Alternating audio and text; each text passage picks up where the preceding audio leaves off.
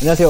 경험이 자산입니다. 바로 전도서 시간이죠. 오늘은요, 4장과 6장을 함께 읽겠습니다.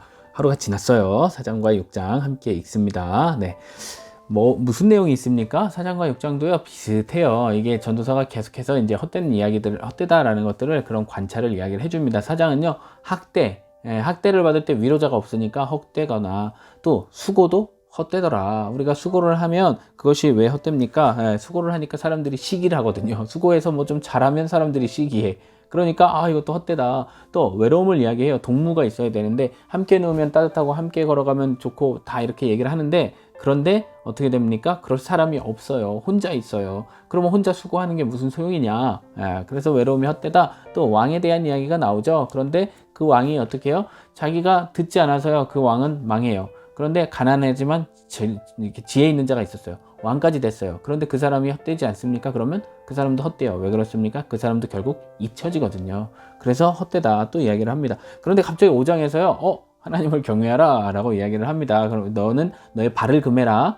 그리고 너의 말을 금해라. 함부로 서원하지 말아라. 이야기를 합니다. 그래서 이렇게 입을 조심해야 되고 말을 하면 지켜야 된다, 이런 이야기를 하고 있습니다. 그리고 나서요, 또 많은 소유가 헛되다, 또 재물이 헛되다라는 이야기를 다시 해줍니다. 6장에 가면요, 풍요한 삶이 헛되고요, 후손이 아무리 많아도 헛되다, 천년의 갑절을 살아도 헛되다 라고 이야기를 합니다. 왜 그렇습니까? 우리가 수고해도 우리의 식욕을 채울 수가 없고요, 우리가 아무리 강해져도 우리보다 더 강한 사람 앞에서 우리는 아무것도 할 수 없는 존재이기 때문이다 라고 이야기를 합니다.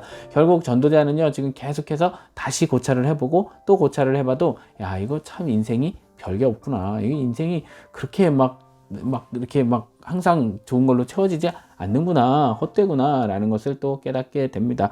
그런데 그래도 전도자가 놓치지 않는 게 있죠. 무엇입니까? 네, 오늘의 그뿐입니다. 무엇을 놓치지 않고 있나요? 전도자가 모든 것이 헛되지만 그러나 우리가 무엇을 해야 합니까? 그러하니 오직 너는 하나님을 경외할지니라. 왜 그렇습니까? 인생은 다 유한하고 끝나지만, 인생은 심판도 잘못할 때도 있고 또 다 그렇지만, 그래도 영원하신 하나님, 불변하신 하나님, 그 하나님이 계시기 때문이다 라고 이야기를 하고 있습니다. 그래서요, 우리는 이 땅의 삶 속에서요, 오직 의미를 찾을 수 있는 것, 영원한 것이 될 때에, 그러니까 인생이 계속, 어제도 말씀드렸죠, 인생이 계속 유한하잖아요. 그러니까 헛되죠. 그러나 언제 헛되지 않습니까?